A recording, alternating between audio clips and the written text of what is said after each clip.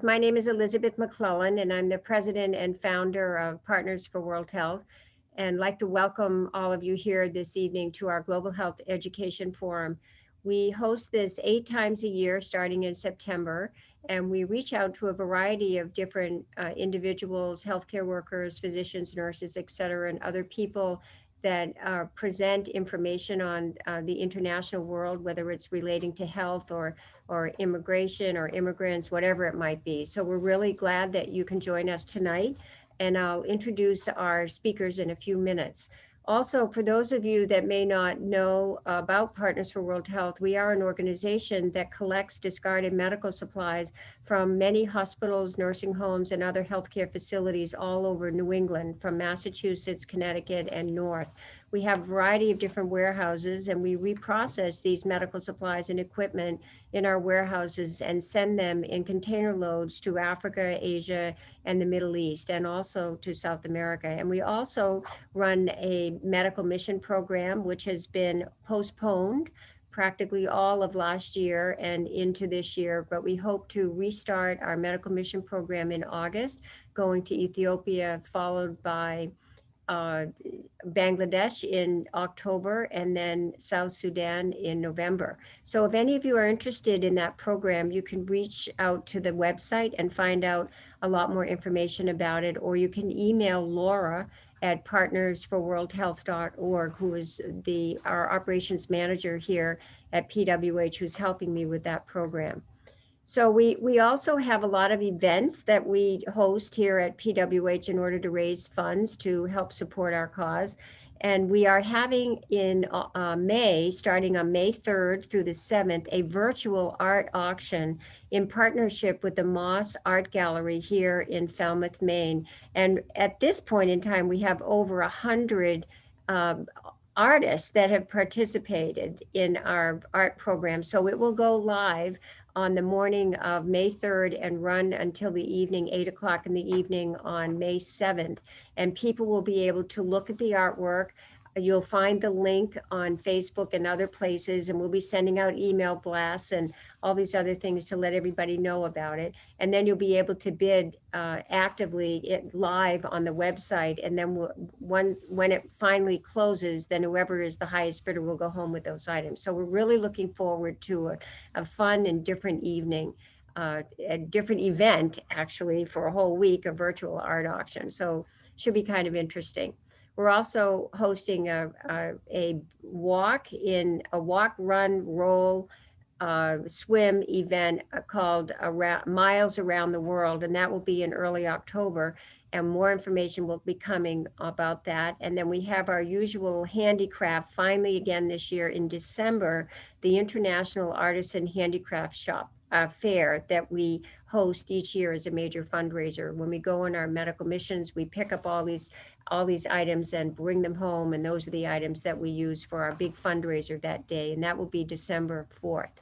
So we will have our next speaker will be in April 22nd, and I'll talk more about that at the end of the program. But for now, we are going to begin, and let me introduce our two speakers here this evening. They're both not in the state of Maine. One is in India right now. It's about 4 o'clock in the morning over there, and Dr. Arul Mahadevan is in California. So we have both speakers here this evening. I'm going to tell you a little bit about them. Dr. Arul Mahadevan is, first of all, a radiation oncologist, and he works at Seacoast Cancer Center at Wentworth Douglas Hospital. He's also a member of the board of directors here at Partners for World Health. He was born and raised in Chennai in India and received his baccalaureate of medicine and surgery from the University of Madras, and then his master's of surgery in orthopedics from the University of Mumbai, and then he went on to the UK for fellowships and eventually landed in the United States and decided he wanted to get involved in radiation oncology, where he did completed his residency at Northwestern University in Chicago. And then he came back to work at Wentworth Douglas, and which is where he is now, and he's been there since 2008. He's on the board of several organizations. One is including the Black History Trail of New Hampshire, and he also started a foundation called Beam On, which is a nonprofit for bringing cheer to people and families locally and across the globe. The other individual with us tonight is Dr. Ravi Kanna, and he is a world-renowned surgical oncologist. And Dr. Ravi, you can turn your screen on now. And he's doing leading a lot of efforts and necessities in the area of need in a remote part of India. This area of India, if you're facing the map, is a section that goes around the northern part of Bangladesh. And we had a opportunity, Arul and myself and three other colleagues, to travel to India to provide education and training back in 2018 at this facility. So he chose to relocate to this area in India and started his own nonprofit cancer center there, and has received many accolades for his services in the Shinchar Cancer Hospital and Research Center in Silchar in that part of India. So we want to welcome both of you here this evening and thank you for coming. And I'll let Arul kick it off by talking about your title of your presentation. And we think it's so great that we are doing this whole thing remotely now. And now we can really have a variety of different people from all over the world doing this, as long as people are willing to get up early, like at 4 a.m. Thank you. Arul. Thank you, Elizabeth, for that kind introduction. I am doing fine in terms of my time. It's Ravi who is up at 3:30 a.m. to join us to do this. Can you see my screen? Can you all see my screen? Yes, we can see your screen. Great. So this talk will be done by and large by Ravi. I am just going to do the introduction to set stage for him to talk about his work in Northeast India. As Elizabeth was mentioning, this talk is about cancer care in places where there is inequity in access to cancer care. So we have titled this Needs versus Necessity, Prioritizing Cancer Care Where It's Most Prevalent in Southeast Asia.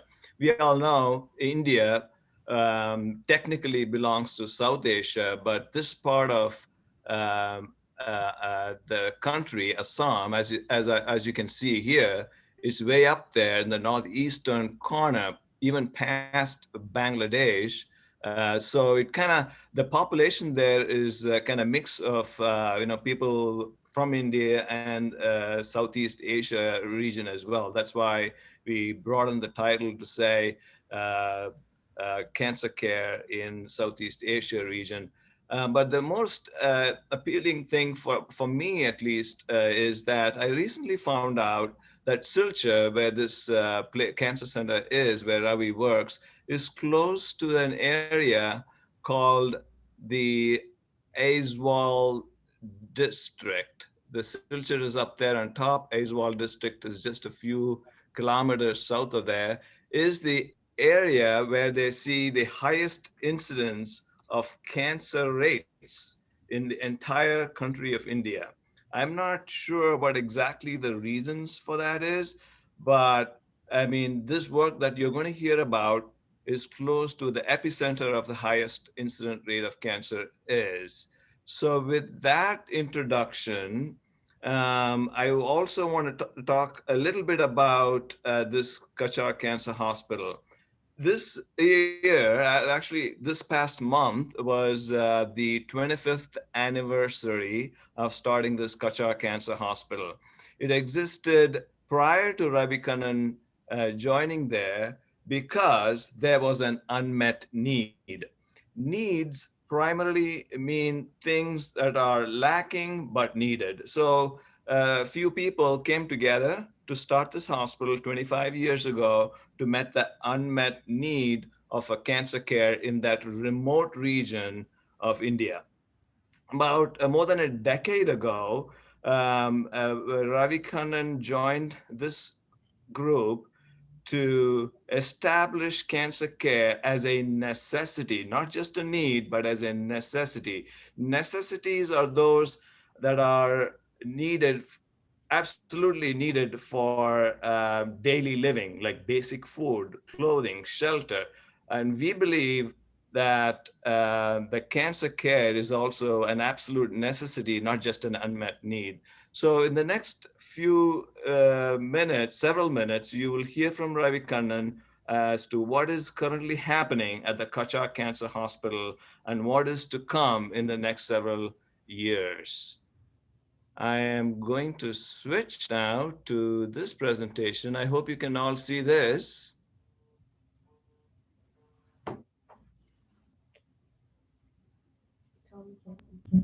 What? There you go. Yes, Ravi, I see it. you can take it from here. So you need to unmute yourself, Dr. Ravi. Okay. Okay. Thank you, Elizabeth, and thank you, Arul. How do I move the slides, Arul? I can move it for you. Okay. Is All that right. okay with you? Yeah, that's fine. Okay. So, good evening to all of you.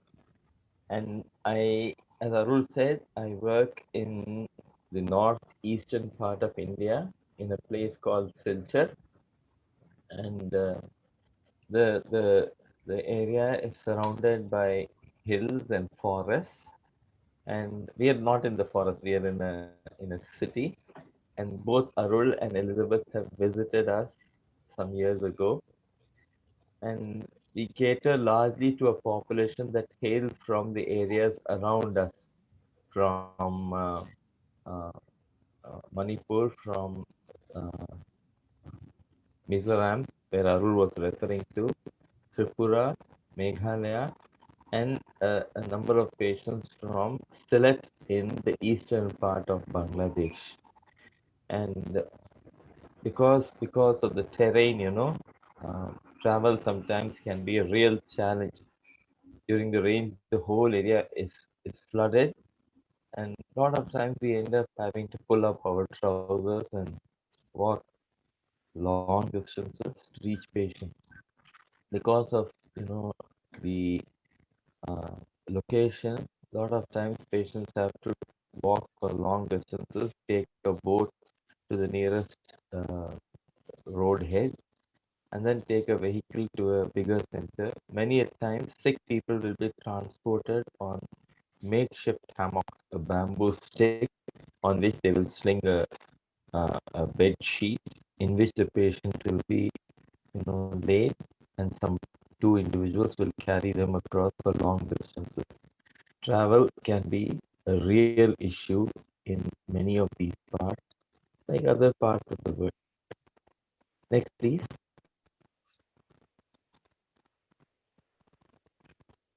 So,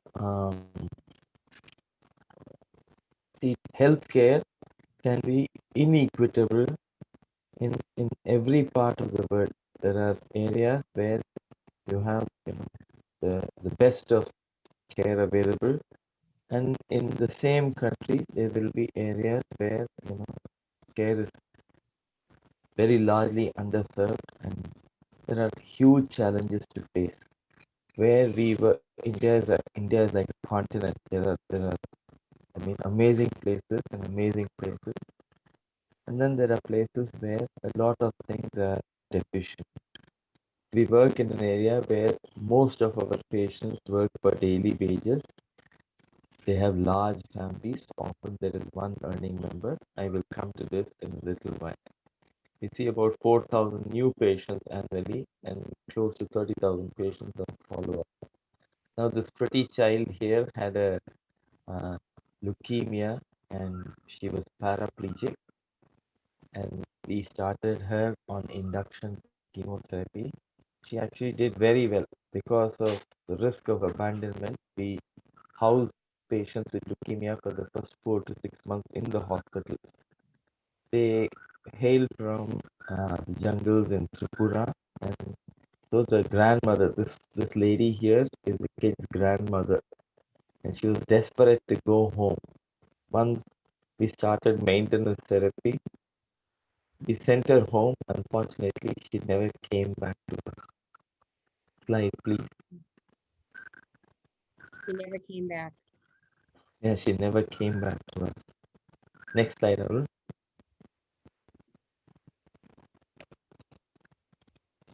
So when we talk of inclusive care, we have to look at the economic. We have to look at a variety of things in order to ensure that people actually accept whatever care is offered.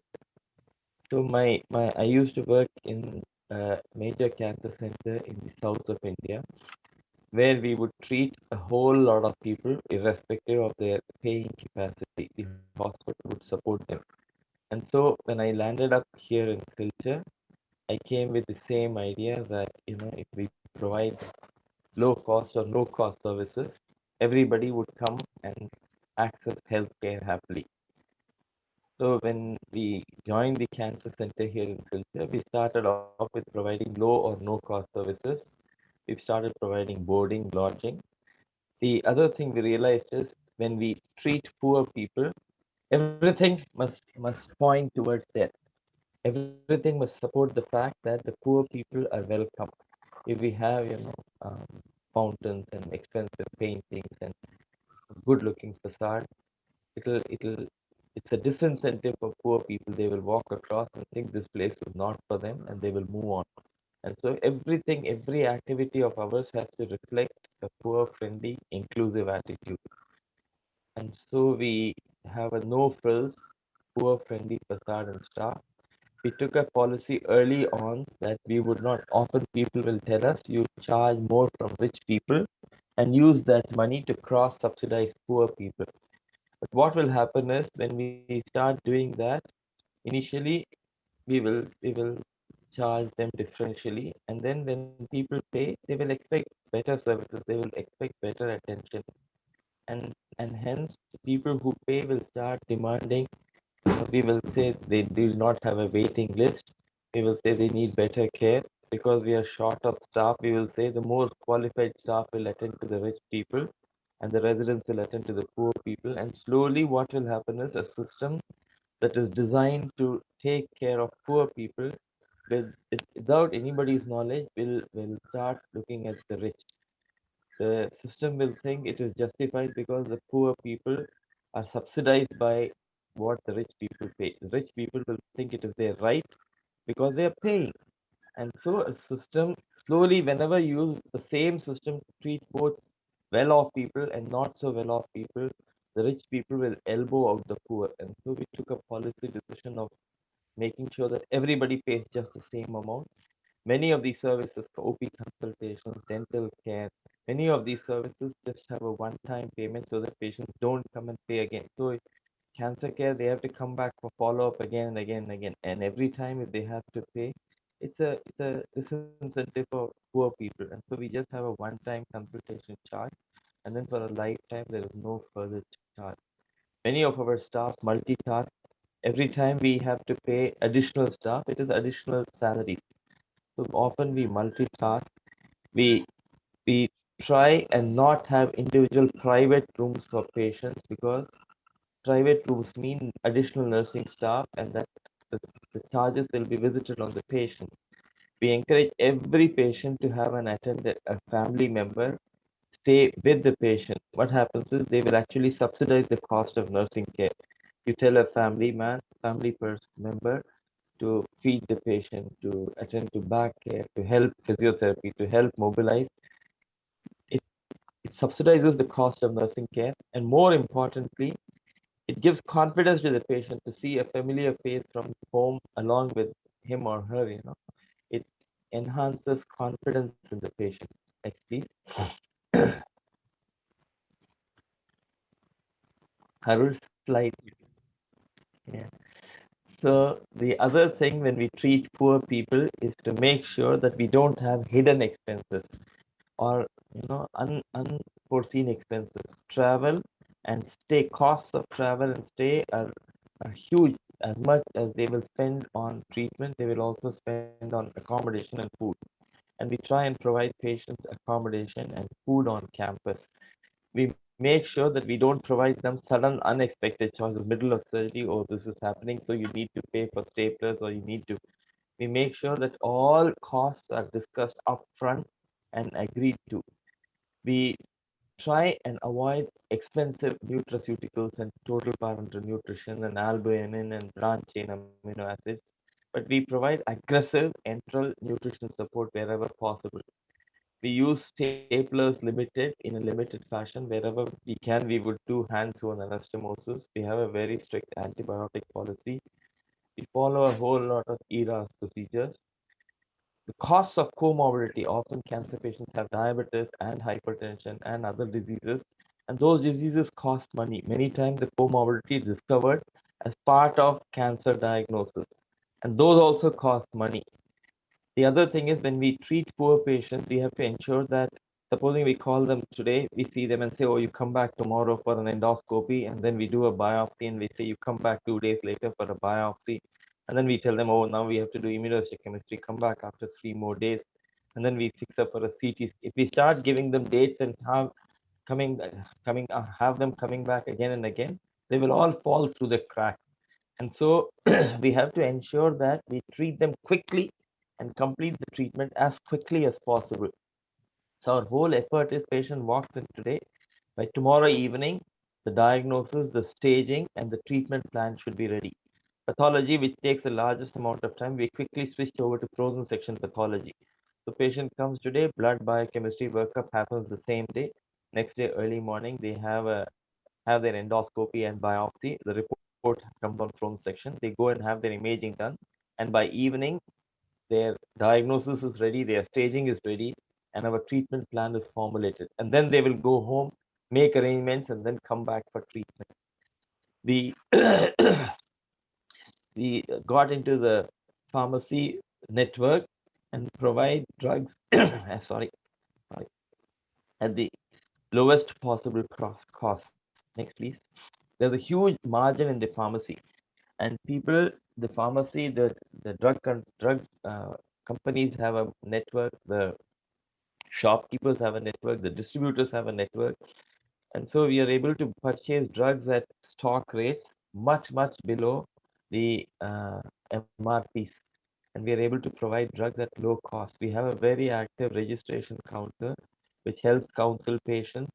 We upfront when patients come, in addition to treatment costs, they explained, how accommodation and travel and have many times a patient will be accompanied by 4 or 5 relatives, and each of them will cost money. And so we try and tell them and explain to them how they could reduce their expenses. We have, as I said, low cost pharmacies, and we use generics. We hardly ever go to the innovator, and we use as many time saving tactics as possible. We strictly follow a policy of not having wait lists. Patients who come to the hospital on any given day are seen the same day. They are not asked to go and come back another day. Slide, please.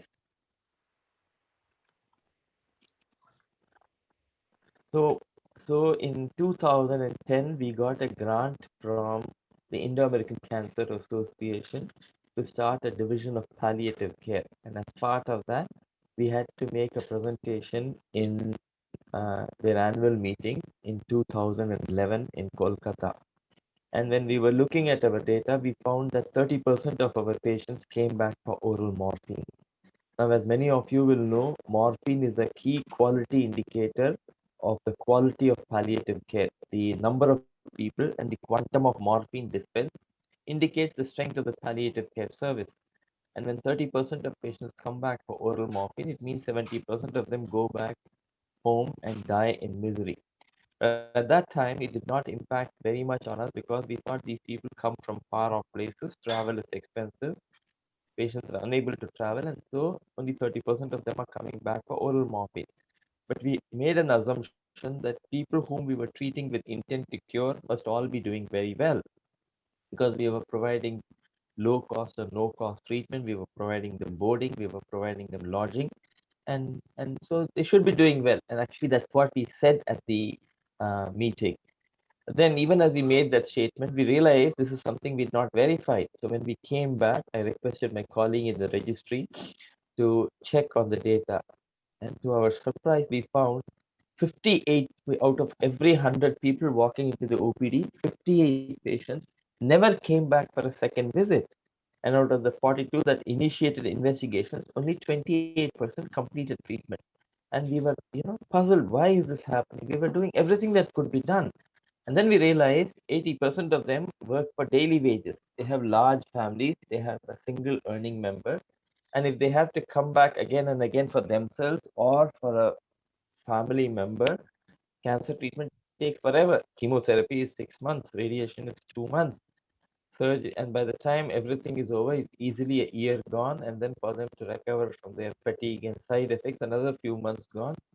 And so it becomes non-viable. Even if we offer everything without charge, it is still non-viable because the other family members have to be fed.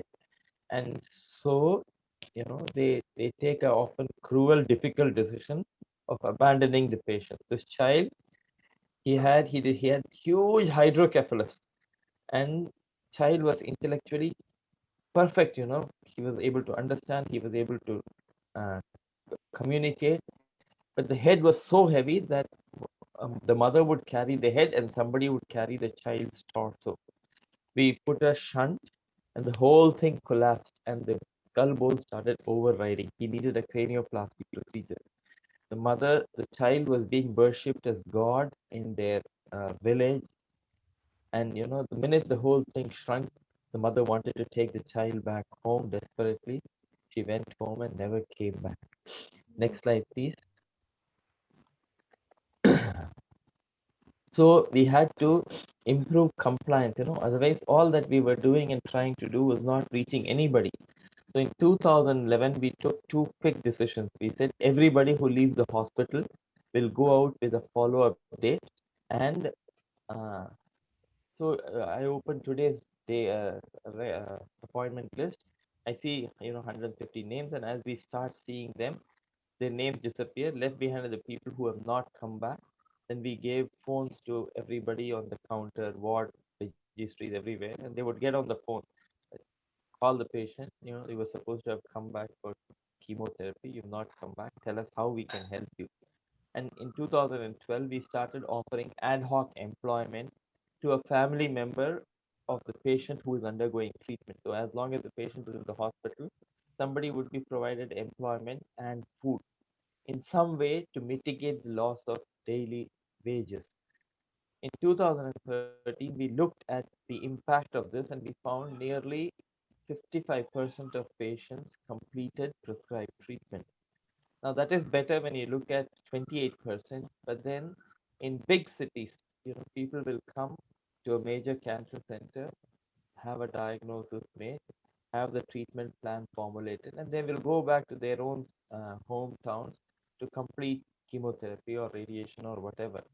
But for me, 50% is a poor indicator because after our hospital, there's no other hospital in the region. So people come to the hospital, and then if we treat only 50%, it means the remaining 50% are not being treated. And so we have to aim for 80, 90% of patients to be treated. In 2013, we started a home care program. And when we home care program, as you know, is for patients on palliative care who are not able to come to the hospital. So when we started visiting homes of patients, we also started visiting homes of patients who were not coming back for treatment. We were able to see for first hand their um, background, and we were able to motivate people to come back to the hospital. The other, so that year when we looked at the data, we found that nearly 70% of patients came back for completing treatment. The other important thing that also happened because of the home care program is when we started visiting the homes of people, we were able to realize what is happening in their home. And it quickly brought my entire team onto the same page. We realized that when people say that they don't have resources, they're not bluffing to us. So the all my colleagues, came onto the same page. Today, we take it for a fact, if somebody says they don't have resources, we don't doubt their statement. We just go about trying to find resources for their treatment. In 2014, we got into a research project with the Department of Information Technology in the Government of India and the local engineering college to try a telemedicine software in the region. And so we put up a telemedicine center in two of the districts next to our district. And now what happens is, starting from two, we now have 4 or 5 satellite clinics in different districts around us. What happens is all the follow-up for patients in those districts happens in those centers. All the palliative care activities for patients in those districts happen from that center. This greatly reduces the travel expenses for patients and immediately the compliance goes up. And then we got into another project for thermal imaging, through which we were able to get a few social workers appointed to the hospital. The project completed, but the social workers have stayed on. And now we have a band of social workers who help talk to patients, explain things to them, make sure everybody is taken care of, and also make applications to a variety of agencies for funding to treat patients. So uh, this is a satellite clinic functioning. This is Sarita, one of my nursing leads, making a home visit. This is Arnab, my colleague, uh, filling up paperwork to help find resources to treat patients. Next, please. In 2017, we got into a large community screening program. Now, what happens is in most screening, Government of India rolled out a screening program which they envisage will be applicable across the country over a period of time. Now, whenever we look at institution-based screening programs, compliance rates vary from 5 to 40%. In countries where patients or individuals meet their own treatment expenses, often compliance drops because when patients are well, when they have to go and earn their daily living, they couldn't be bothered about going and having themselves screened for various ailments. So we got into a program where we started training frontline health workers, community health workers, to screen individuals in the homes of in their own homes. And we started looking at diabetes, hypertension, breast, oral, and cervical cancer. And they would also have a questionnaire that would help them triage and find out if individuals need further investigations for cancers that cannot be screened, like esophageal cancer or gastric cancer or gallbladder cancer, which is so common in these regions. And and because of this program, we found that nearly 90% of the population that was approached for screening actually went through the screening program. And we detected a large number of people with cancers, more importantly, with pre-cancers. But for every cancer or pre-cancer that we detected 10 times the number of individuals with diabetes or hypertension. We also got into the government of India, and several state governments have started, state-sponsored insurance programs, and we got involved with several of them, which enabled us to treat more patients more easily. In 2019, we started what is called a Communities for Health program. Next, please, Arul. And so our thought is, in order to see in far-flung areas, the community has to take responsibility for its own health. If somebody is going to fall ill in a family, I would be responsible for taking care of them. Just like that, if somebody is unwell in the village will take responsibility for them. So we started creating these communities for health, small groups where we involve local leaders, local clubs, talk to them about, health promotion, about cancer prevention. So they quickly get to understand that in India, for example, causes of cancer are tobacco, alcohol, poor diet, lack of exercise, and untreated infections. But the same causes, tobacco, alcohol, diet, exercise, are also responsible for cardiovascular diseases, for stroke, for diabetes, for hypertension, for a whole lot of non-communicable diseases. And so when they go about promoting cancer prevention, they're actually promoting health in the community. So what we started off initially as communities against cancer quickly evolved into communities for health. And we work with a whole lot of people trying to promote these healthy communities with, the paramilitary forces, with different clubs. And we engage a whole lot of people in a large circuit in the Northeast. Next, please. Tobacco control. Tobacco is Arul mentioned about cancer incidence in Aizawl district in Mizoram. predominantly tobacco-related cancers, and we have a variety of ways in which we um, work on tobacco control. We work with several organizations across the country on this, and one of our major activities is what we call Voice of Tobacco Victims.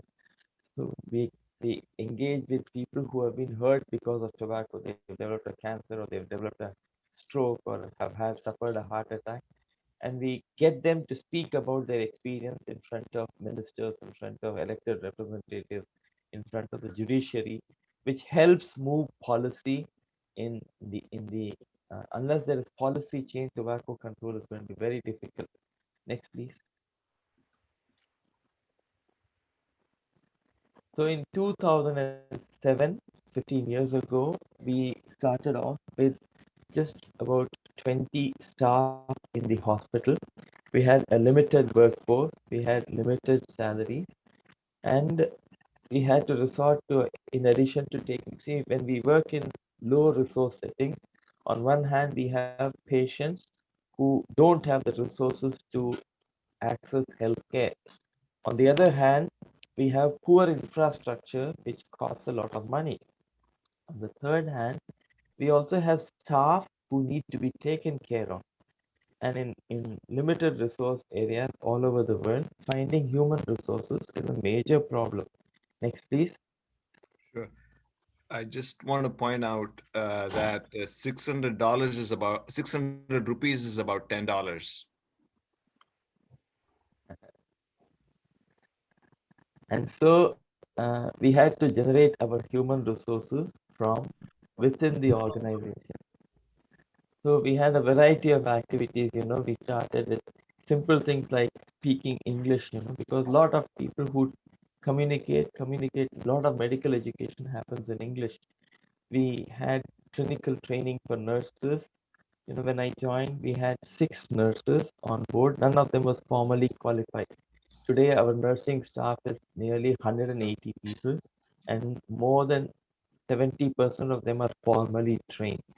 We didn't have a tumor registry. We had to recruit local people and train them for tumor registry work. Our entire palliative care team, our entire medical oncology team is trained in-house.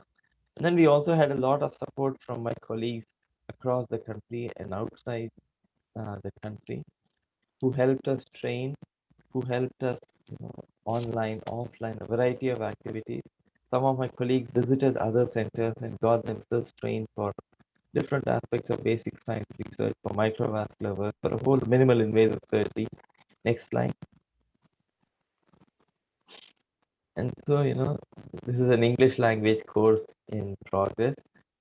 Then this is a Skype class, somebody sitting somewhere else is training my colleague. And this is a basic science program happening. We have a team of palliative care physicians from Australia who actually initially started through a project called Hamrahi. Hamrahi means walking together.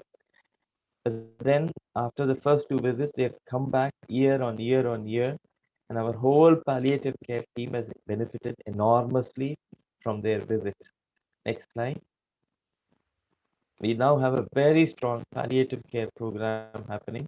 We have an inpatient palliative care, we have an outpatient palliative care, and we have a very strong home care program. We've also gotten into a variety of structured university programs and non-structured, non-affiliated programs to train our staff. Next, please. Now, the other thing is we also have gotten involved with research programs. Research programs often bring in infrastructure. They also bring in human resources to help treat and also conduct research. In addition to, we now have a very strong research division. But in addition to, genomics and proteomics and all of that, we also engage ourselves in day-to-day small programs that will impact on patient care immediately. Simple things like barriers to hand washing. We had a major issue with chest infections a few years ago, and we realized the cause of the chest infection was the tracheostomy tube that was not, being taken care of properly. And we used to have a lot of skin reaction during chemoradiation, and we quickly realized that if we use tissue compensators, now our skin reaction is almost zero. So He's gotten into QI programs in palliative care, and now those QI programs have gotten onto regular day-to-day health care as well. Now, just because we treat patients with low resources doesn't mean our quality of care suffers. We cannot provide poor quality of care, and that would, amount to medical fraud. And so we have a stringent system of auditing the quality of our care. We have weekly audits, we have tumor boards, and then we have, peer review programs from people from the National Cancer Grid and other organizations come and uh, review what we are doing periodically. We are trying to have national accreditation from the accreditation board. But these are expensive, and so a lot of times we hesitate going into formal accreditation because the cost will immediately be impacting on patient care. Next slide. So when we talk of inclusive cancer care, it is not an isolated entity. Inclusive cancer care means cancer care must be available. It must be accessible. Patients have to travel long distances. It's a difficult situation.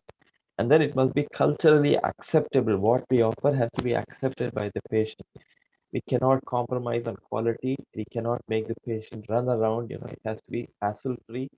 It has to be respectfully delivered, and it has to be equitable. Everybody does not need the same amount of support. Different people need different amounts of support, different kinds of support, and we must be perceptive enough to make that happen. It must be efficiently delivered, and ultimately it has to translate into improved patient outcomes. It's a child with the ALL that we treated. This lady, accompanied by her daughter, comes from the hills in Dima Hasao. She has a breast cancer. She's doing well. She's on follow-up. This boy had an osteosarcoma of the uh, ischium and acetabulum. So he received chemotherapy and underwent a modified hemipelvectomy. This child had a retinoblastoma. Child is now grown up. Next, please. So last year, just to give you an idea, just because, we treat people with low resources, with a variety of imaginative techniques, safe thought, we can still make a lot of difference. We started with 20 people, and now we have nearly 370 people, staff on our roll. More than half of them are nursing colleagues, and nurses actually make a huge difference to the way we deliver care. We have standard medical, surgical, radiation oncology. We have a very strong palliative care service. We have an in-house pathology, radiology, microbiology. We have a molecular oncology division, one of the finest labs in the region. We have a cancer genetics program. We have a very strong preventive and community oncology program and regular support services. And last year, we treated more than 4,000 patients. Just to give you an idea of the quality, the way we work, we had 2,000 pathology specimens, and more than 1,600 of them were handled by just frozen section. We have to do this, as I explained, to fast forward treatment. More than 1,700 surgical procedures, and these included all variety skull-based procedures, microvascular surgery, minimally active surgery, thoracoscopic esophageal mobilization, limb salvage using custom-made processes, uh, everything. And we had 2,000 endoscopic procedures, more than 800 patients treated with chemotherapy, and then we have teletherapy and brachy facilities, about 2,000 patients treated for palliative care, and a very strong community oncology program. Next, please. So, these are some of my colleagues, and that's my operating theater team. Amazing set of people. This is Dr. Anjana Suras, who used to work with us in the medical oncology division. Anuradha is our pathologist. Jadu started our microvascular surgical program. Louis is one of our nurses who's now in Guwahati. That's our entire team. This picture was taken, I think, 5 or 6 years ago. And this is Dr. KP Chakravarti, who's our medical oncologist. Pial is our radiation oncologist. Next slide, it's okay. You can go on, Arul.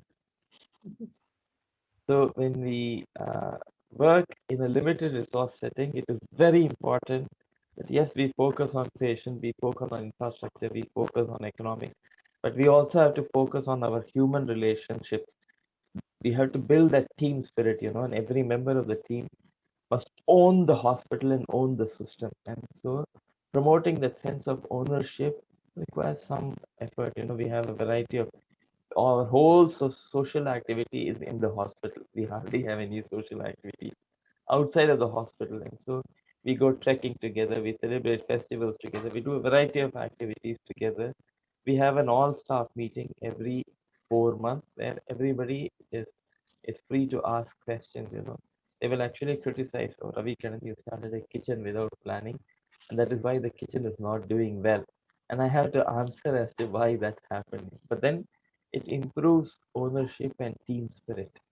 And we have a set of common short-term and long-term goals. Next slide. And the other thing we also focus on is Arul. So we have to fundraise, but more importantly, we also have to raise friends. Without friends across the country and across the globe, we will not be able to do what we are doing well. So every visitor that comes to the hospital adds value to what we are doing. We learn something from every visitor who comes. You will recognize this lady. And next slide. So we have visitors from Mumbai, from all over the place who come, and somebody will start support for medical oncology. This is Arul. This is Vijay, a friend of mine who runs a mission hospital nearby. This is Vijay from Mac Foundation. Amol from Guwahati. Dr. G.K. Rath from Delhi. Go on, next slide, please. Every one of them has added that. And then we work with a variety of organizations. Some of them support patient care. Some of them support infrastructure development. Some of them work with us cancer research and cancer education. Next slide, please. So, our challenges remain, and we have challenges of finance. We don't have a consistent source of funding. A lot of our income comes from what little we earn from patients and what comes from way of donations and support. Our infrastructure needs to be constantly upgraded. And then human resources, we need to recruit more human resources, more trained human resources, but more importantly, we have to be able to retain all of them. Next slide. So our vision is, we want to become a state-of-the-art cancer center that will ensure that no individual develops a cancer that can be prevented, that no patient is denied appropriate cancer care for want of resources, that no patient dies in agony and indignity for want of care, and that no family suffers treatment-induced poverty and grief. And I think with support from all quarters, we can make this happen here in Silchar in India and many parts of the globe all over. Next slide. And that's thank you from all of us. This is thank you from different languages spoken in the campus. This is in Khasi, that's in English, that's in Mizo, that's in Bangla, that's in Hindi, that's in Tamil, that's in Telugu, and this, I'm not sure what language it is. Thank you very much. Thank you, Dr. Ravi.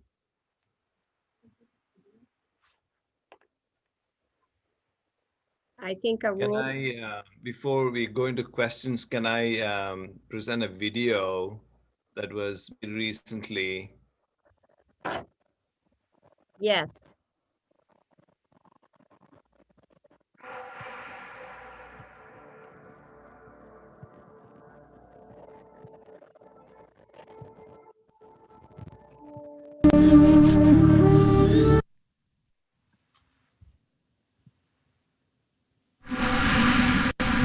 Can you all see?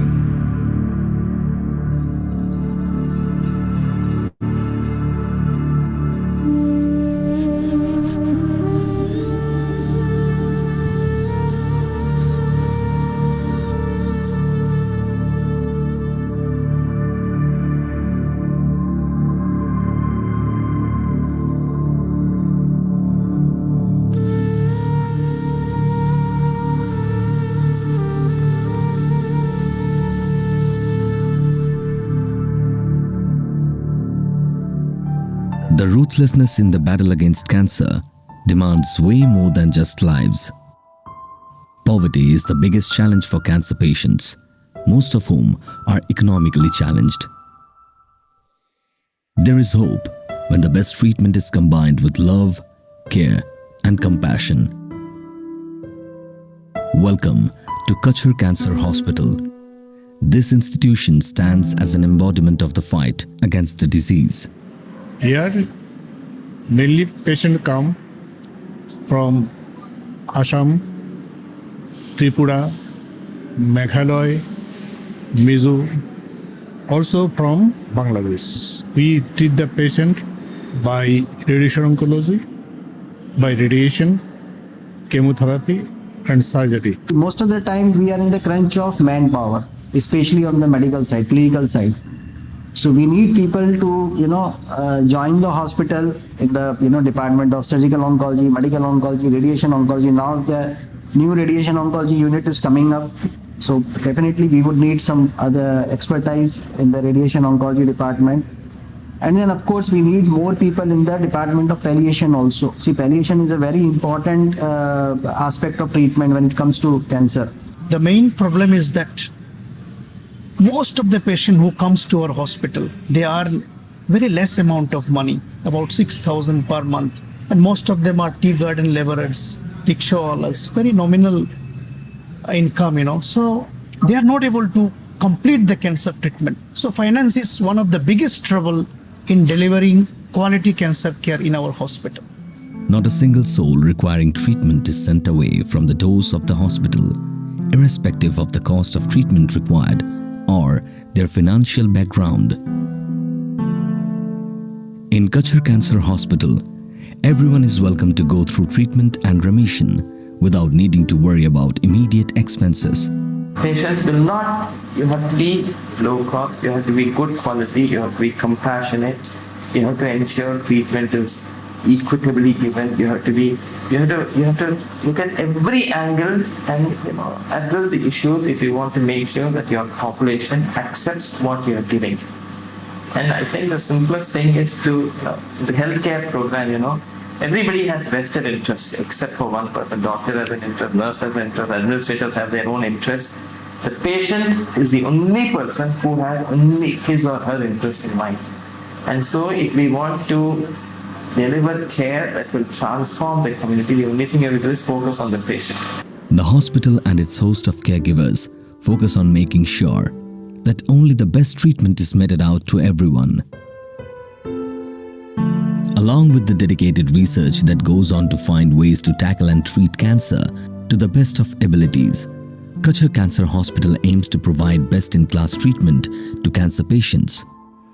Close to 80% of our patients are daily wage laborers, agricultural and tea garden workers, many of whom have no other way to go if this facility didn't exist. Close to 75% of our patients are treated for free or at subsidized rates. And the hospital has a strong philosophy that we do not deny treatment to anybody just because they do not have economic resources. And I think that's where the depth of the work of the hospital actually lies. Patients will get the treatment and medical support one expects from the top private hospitals of the world, but at a fraction of their fees.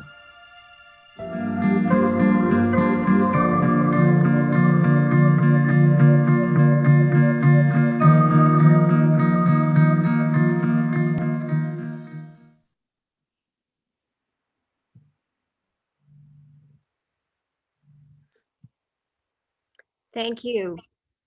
Thank you very much for that very interesting presentation. I must say, I recognize some of the people and recognize the hospital, and it's great to see everybody again. We have a few questions in the chat, and if anyone has any questions, if they could put it in the chat, we'll be happy to address those. I actually have a question initially talking about when you were talking about the treatment plan. And it sounded like you evaluated the patient, you did the biopsy, and you actually came up with a complete treatment plan within 24 hours for the patient? That's correct. That's our target, And frozen section pathology, see the longest period of time is pathology. And so we switched over to frozen section pathology, and so quickly we get the reports. For everything else, radiology, there is no waiting list, ultrasound, CT scan, everything happens quickly. An endoscopy for which patients have been starving for some time is scheduled the next morning. Mm. And so within 24, the patient comes today, by tomorrow evening, diagnosis ready, staging is ready, and treatment plan. Sometimes, we need immunohistochemistry, so lymphoma, for example, Mhm. requires IHC. That will take a little longer. In those cases, we will tell the patient to go home, and we will call the patient as soon as the report. The patient does not have to make an unnecessary visit again to the hospital. So most of the time, this happens. Wow. So Arul, might you comment on that in relationship to our healthcare system? Yeah. Yeah, so that is not how it works around here, as many of you know, Right. because the way it's structured is for various reasons. It's great to have a diagnosis within 24 to 48 hours. Um, but the way it needs to be done, especially for cancer, it needs to be done in a staged procedure. Sometimes it may take longer, and it would have to have multiple specialities involved, and that's not easy to coordinate unless you have a agenda. Say this is what we need to get done, and everybody is on board. Like you heard just now, it's a very tough thing to pull off, and without those kind of things, it's very easy to forget that we have a model, world-class care, the best-in-class care available. We cannot go there and say that's how we should do, right? And this is something we can pick up from a center that's doing it within 24 hours. Why can't we do it here? So, that's something we need to think about. That's true, because those patients that find out that they do have a diagnosis of cancer become their their whole life is turned upside down. Mhm. And they have so many questions and so many needs and and it takes so long, so many times here in our own country, here in the United States, to find out those answers, which is very frustrating for people and for families. So what we should learn, we should have a big lesson from what you're doing in India, for sure, for sure. So we had another question in the chat from, yeah, I'm looking for it, from Dr. Kirchi. Dr. Kirchi asks, is there any public or government supported insurance? So in the last 2-3 years, this has come up in a big way. The central government has come out with a health support program, and then many of the state governments have come out with state-supported insurance programs where patients from a certain category are supported for all or some of their healthcare needs. For example, in the state of Assam, the state health insurance supports cancer treatment, supports nephrology care, supports cardiovascular care, and support burns, and that is getting expanded. And so this will sort of make it easier for patients to access and complete their treatment as time go along. Right now, it is in a process of evolution. The other question was, how has COVID affected your ability to treat patients? So COVID was in a much larger number in other parts of the country.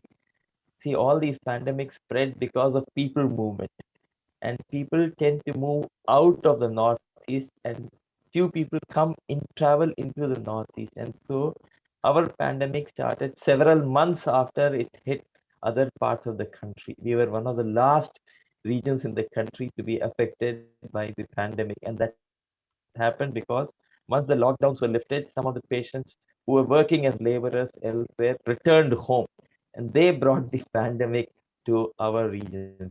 But because we have a smaller population, while the percentages may have been the same, the absolute numbers were much less than what other parts of India faced. And then we also have a younger population. We also have a population that does a lot of manual work, tea gardens and agriculture and fishing and things like that. And so the mortality also was proportionately less. Mm, that's great. We, Yes, we had our share of. We were the designated cancer COVID hospital for the region, and also we had to vacate an entire floor to create a COVID facility. right. We didn't do too badly. No, it doesn't sound like you did too badly at all. So another question, when you were talking about palliative care and the fact that the patients had to come to the hospital to receive the morphine, is there a system in place now that would allow access to them for morphine at home so they don't have to come to the hospital anymore? Yeah. There is. Actually, during COVID, none of the patients were able to come and collect morphine, And we actually created a system where we could deliver morphine in their homes. And now, our morphine access is a lot more easier.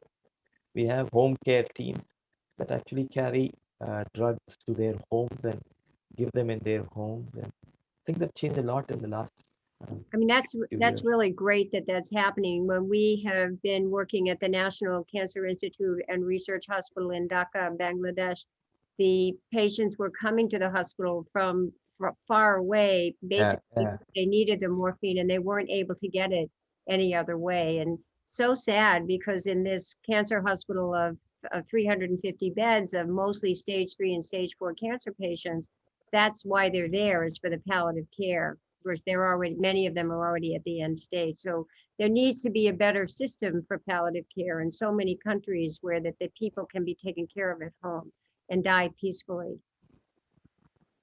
What other questions might there be here, or comments?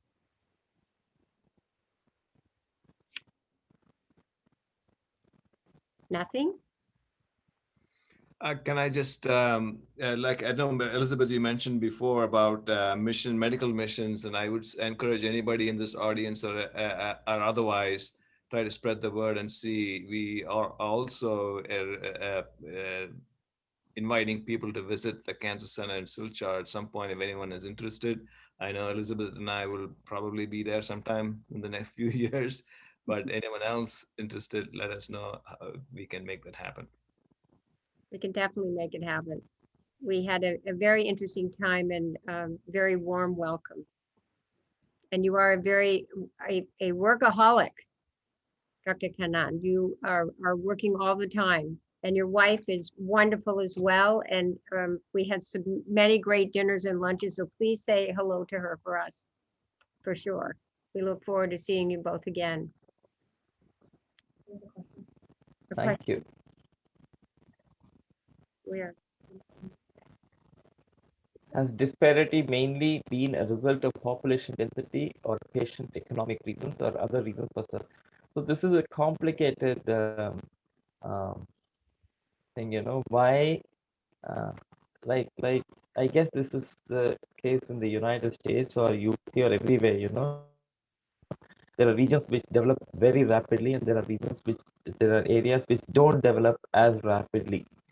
And I think travel geography is one of the reasons.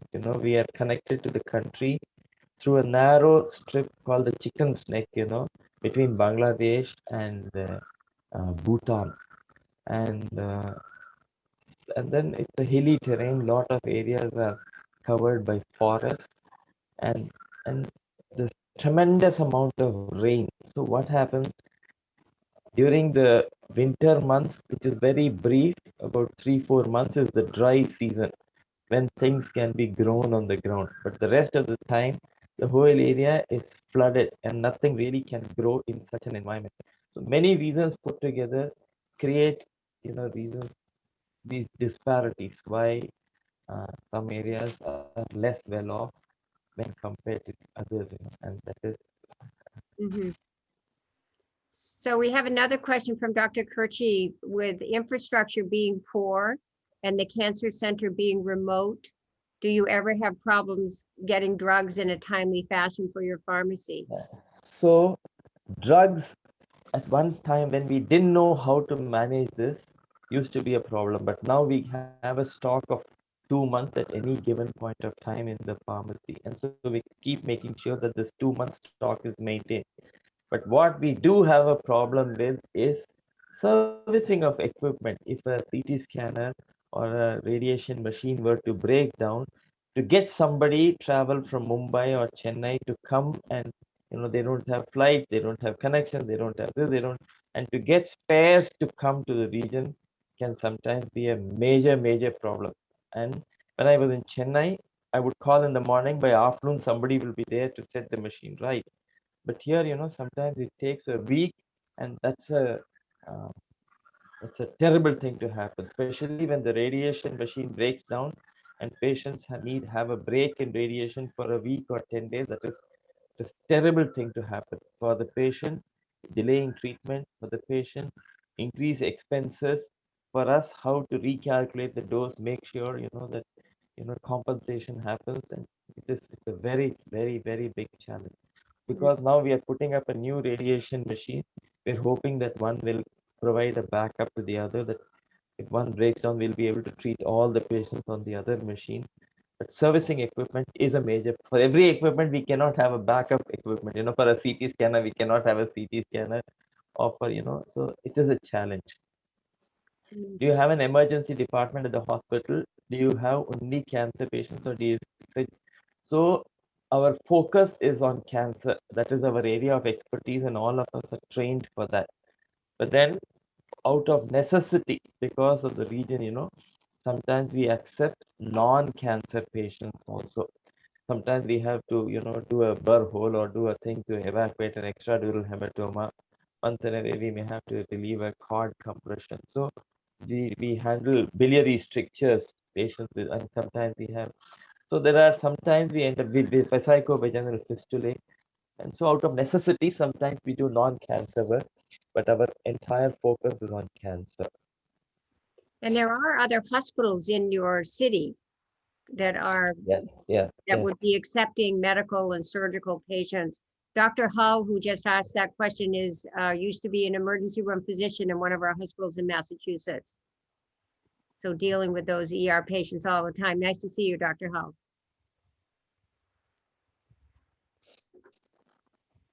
So just going back a little bit, just to clarify something, how many patients do you see on an outpatient basis every day in your cancer hospital?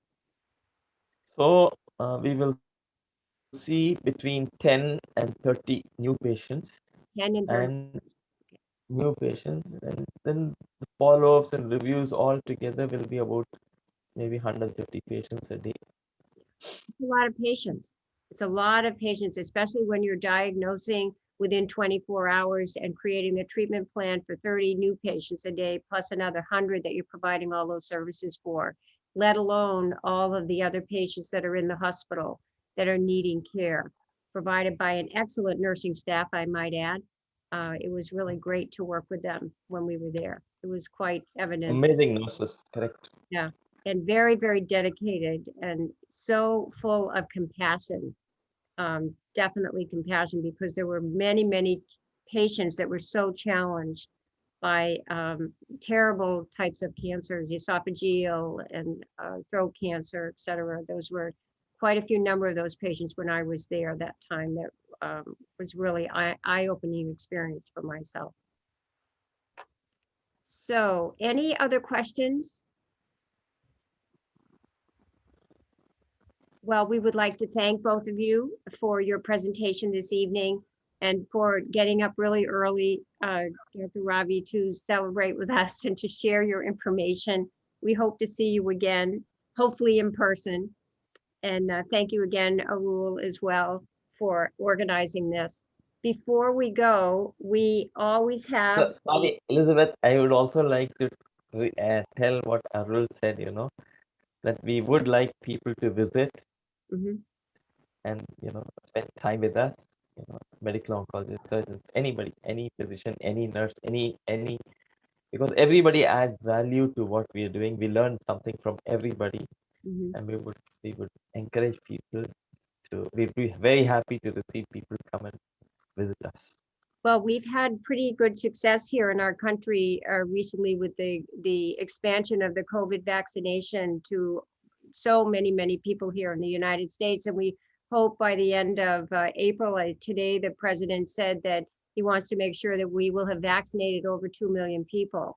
And so the thought of us really initiating a full-blown, robust medical mission program again for 2022 is pretty positive. And so I'll speak to Arul about that. And maybe we do have a lot of colleagues that are very interested in medical oncology, surgical oncology, nursing, chemotherapy, et cetera. And maybe we can put together a team that would be able to come and spend 7 to 10 days there with you and provide education and training. That's always been our focus when it comes to providing education and training to help improve the standard of practice, bring some new information and new skills that people will benefit by. And we also learned when we traveled there before that we know now that we fly to Kolkata and then because we had a major challenge leaving India when we departed. And it was an incredible experience for myself because I actually walked across the border from India into Bangladesh, and at least 20,000 people at that particular time when myself and 2 other women that were traveling with me came to the border, and just an incredible moment. But we will be flying from Kolkata to your city instead and do it that way. So we take care of all the arrangements here at Partners for World Health. And as Laura has said, it's one-stop shopping here. You know, we make all the arrangements and to make sure visas are in line and hotels, et cetera. So we'll try to work on that and see what we might be able to do for 2022. Thank you. You're very welcome. Any other thoughts or questions that anyone would like to share? Well, before we sign off, a few things. I want to just remind everybody that on April 22nd, we will have Tarlan Amado, who is the State Refugee Coordinator for the Office of Maine Refugee Services here in the state of Maine that works for Catholic Charities. And he's going to be talking about his immigration to the United States. He came here originally from Azerbaijan and has worked in a variety of different businesses involving in Tehran and in Iran, and does a lot of different work with local and international NGOs and working with numerous immigrants that come here to the state of Maine. So we're looking forward to having you meet him through the Zoom on April 22nd, and there'll be more information coming out about him in his presentation. So he's going to talk about the U.S. Refugee Resettlement Program and the unique challenges that Maine has had with this resettlement program. Fascinating individuals. So I hope you'll all join us for that presentation in April. And then one other thing before we leave, we always have door prizes or virtual presents that we'll give away. We pull their names out of a hat, and we'll do that right now. And the first one is, we make arrangements if you're living far away that we'll make sure that it comes to you. And this is to Jess Dolan. This is a handicraft item made in Uganda. Remember, when we go on our medical missions, we carry our 50-pound bags full of medical supplies, and then we use them, and then we leave the rest behind, and then we come back with 50 pounds of handicrafts. So if we're taking 10 people, we're coming back with 500 pounds of handicrafts. This is a necklace, paper necklace made out of paper, made also in Uganda. And the person that's going home with that is Josh Passarelli. Okay, well, we were delighted to give that to Josh. And Josh is here with us. Josh, hi, Josh. This is a student that's president of the Partners for World Health chapter at the University of Maine here in Orono. And he's been actually volunteering with us since he was a freshman in high school.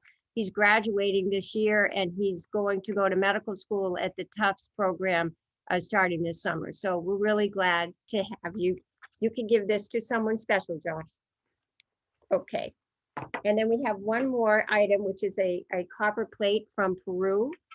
And that is going home with Samir. Samir. Can you, Hello. hi, how are you? Good. How are you?